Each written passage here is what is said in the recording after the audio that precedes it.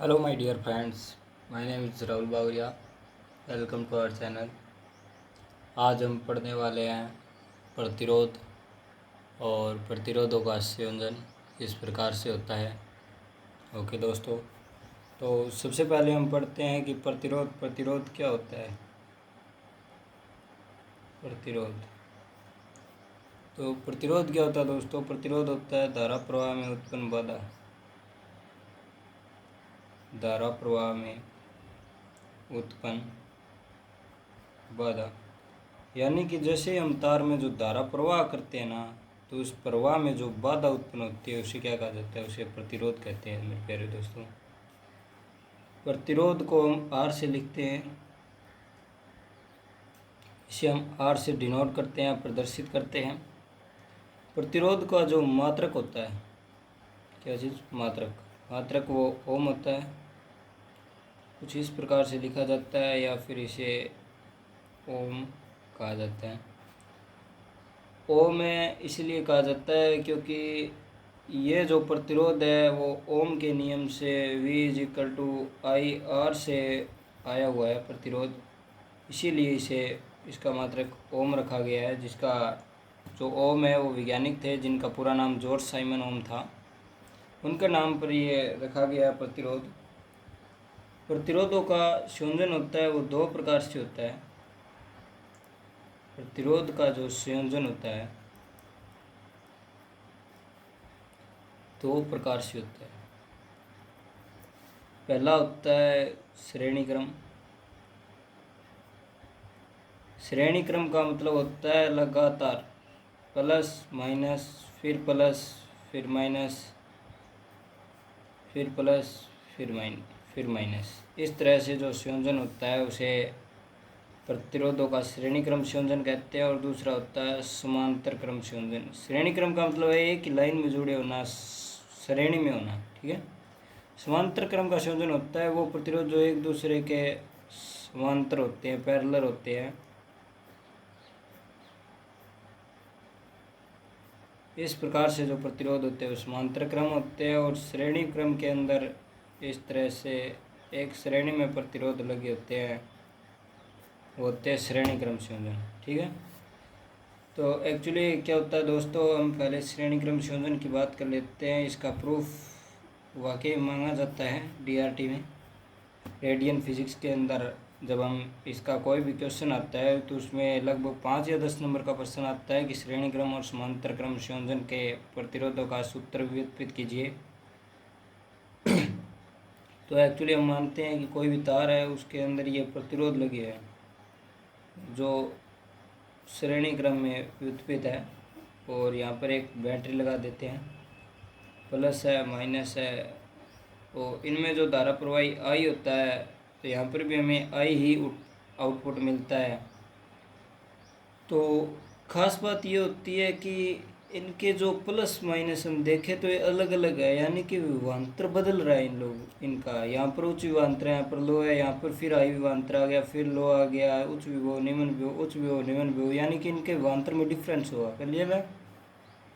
तो माना इसका विभवांतर V1 है, प्रतिरोध अलग अलग है ही, तो ये R1 होगा, ये V2, ये R2, ये V3, ये R3, ठीक है। तो हम ओम के नियम से जानते हैं, या फिर हम पहले माने तो माना कि इस मतलब पूरे परिपथ का कुल प्रतिरोध तो R मान लेते हैं हम, कुल प्रतिरोध R मान लेते हैं, जो इक्विवेलेंट प्रतिरोध या तुल्य प्रतिरोध कहलाता है, जिसे हम माना कि तुल्य प्रतिरोध है, ठीक है। और जो कुल धारा कुल विभवांतर मान लेते हैं, इसका कुल विभवांतर जो है इस चीज़ का वो कितना है, वो माना V है। ओके दोस्तों, वो कितना है? V है।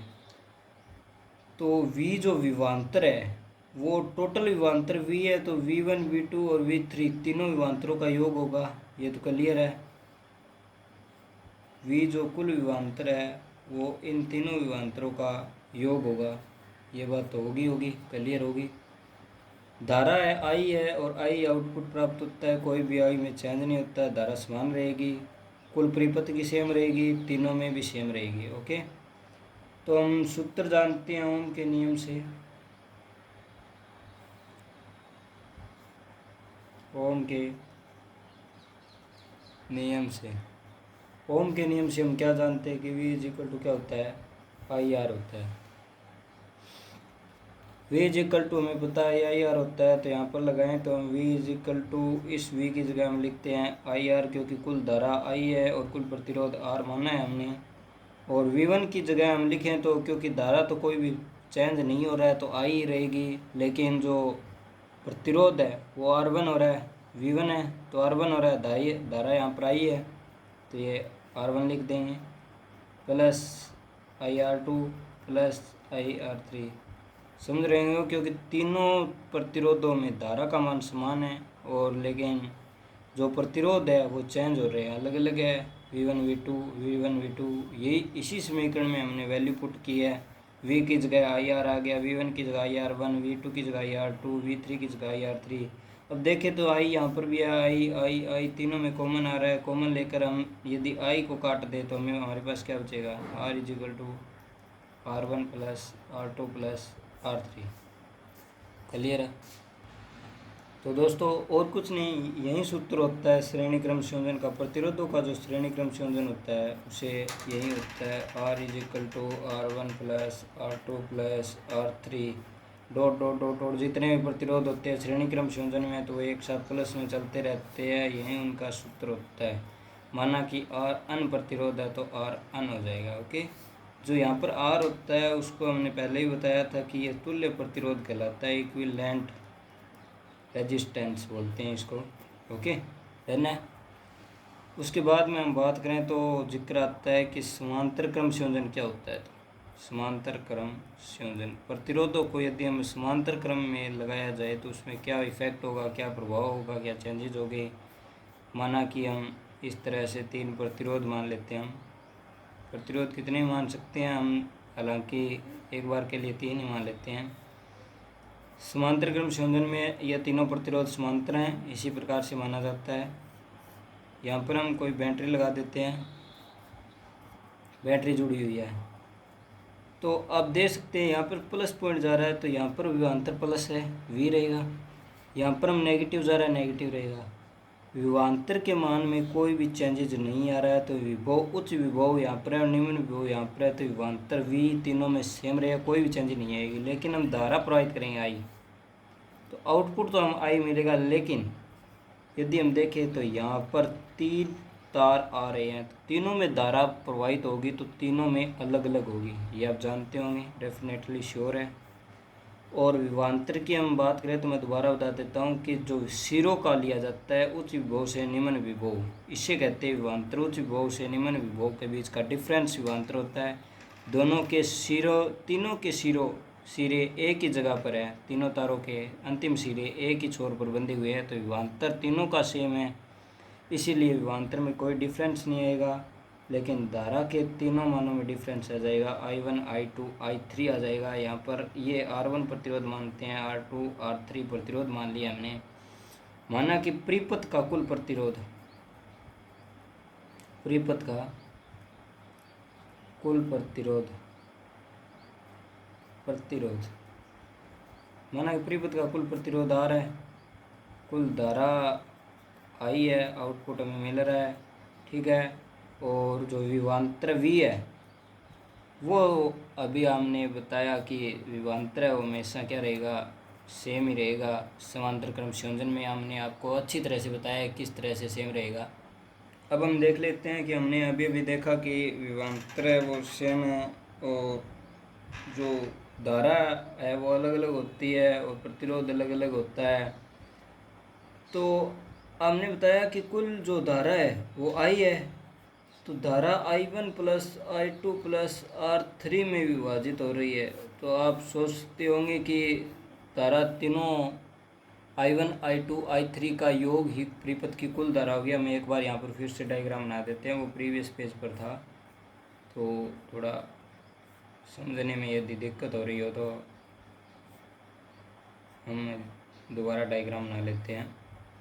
यहाँ पर I1 था, I2 था, I3 था, R1 था, R2 था, R3 था।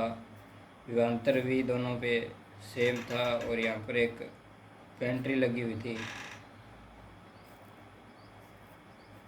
ओके दोस्तों, तो आप देख सकते हैं कि I1, I2, I3 यहाँ से हमने धारा I प्रोवाइड की है और I ही हमें आउटपुट में मिल रहा है, I धारा मिल रही है, तो I धारा है वो इन तीनों की समान होगी। फिर से हम वहीं ओम का नियम लगाएंगे, V इज इक्वल टू क्या होता है, आई आर होता है, तो I इज इक्वल टू क्या होगा, V अपॉन आर होगा। यदि I is equal to V upon R है तो I1 इज इक्वल टू क्या होगा, V अपॉन R1 होगा। I2 इज इक्वल टू क्या होगा, V अपॉन R2 होगा। चूँकि क्यों क्यों होगा, क्योंकि V तो सेम है तीनों में, इसमें भी सेम है, इसमें भी सेम है, इसमें भी सेम है, क्योंकि विभवांतर तीनों के सेम है, एक अंतिम छोर पर बंधे हुए हैं, इसीलिए विभवांतर सेम रहेगा तीनों में।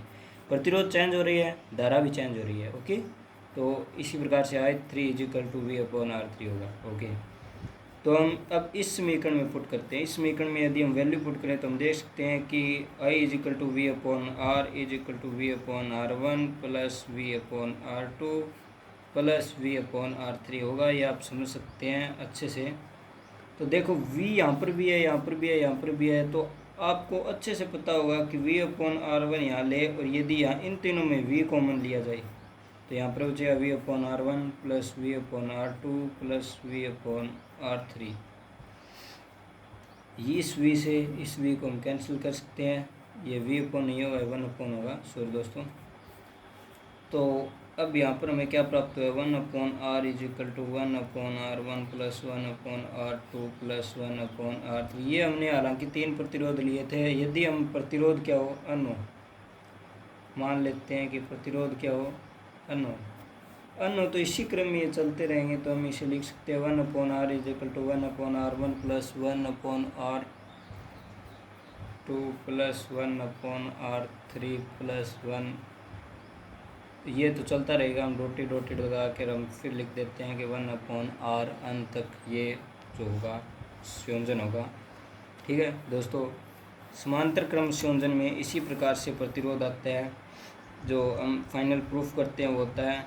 हालांकि दोस्तों हम बता देते हैं कि आपको जब भी हम इसका कोई भी क्वेश्चन करते हैं उसके अंदर प्रतिरोध दिया जाता है तो हमें 1 अपॉन R नहीं, हमें R निकालना होता है जो कि तुल्य प्रतिरोध होता है। तो आपको हम पहले बता देते हैं कि यदि आप 1 अपॉन R निकाल कर छोड़ देते हैं तो उस वह क्वेश्चन अनकम्प्लीट माना जाएगा, हमें R वैल्यू प्रूफ करनी होती है। माना कि यदि हम मान लेते हैं कि 2 ही प्रतिरोध है तो हमारा 1 अपॉन R आता है 1 upon R1 plus 1 upon R2। हमें फाइनल आंसर R निकालना होगा।